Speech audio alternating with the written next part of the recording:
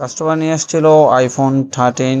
সে তার একটা original display body একদম ফ্রেশ পেয়েছে। তার যে ডিসপ্লেটা আর বডিটা ছিল ওইটাতে মার্কেটে জেএক্স এবং বডিটা ছিল অনেক স্কেচ ব্লু কালারের ছিল বডি। তো এটা ইনশাল্লাহ সম্পূর্ণভাবে ওই জেএক্সটা বলতেছে, কাস্টমার বলতেছে ভাইয়া ডিসপ্লেটা অনেক টাকা দিয়ে লাগাইছি, আপনি যদি সাবধানে উঠান তাহলে আমার ডিসপ্লেটা কিছু টাকা আমি অন্তত সেল করতে পারবো।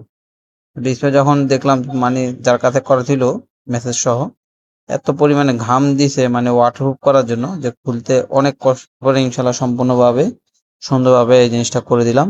করে তারপর তার ডিসপ্লেটা যে আগের যেটা ওইটাও ভালোভাবে আছে।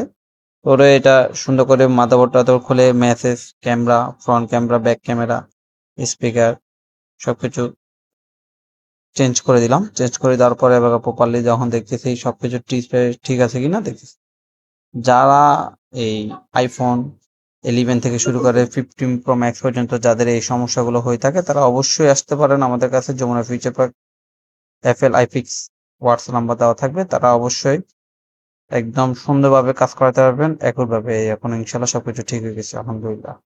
আর ব্লু কালার ডিসপ্লেটাও চেক করে দিলাম, বডি সহ ওটা ডিসপ্লে সহ চেক করে দিলাম এবং কি যে নতুন ডিসপ্লে তাকে অ্যাসেম্বল করে দিলাম নতুন বডিতে, ওটাও চেক করে দিলাম। সম্পূর্ণভাবে কাজ করতেছে, সবকিছু ঠিক আছে এখন।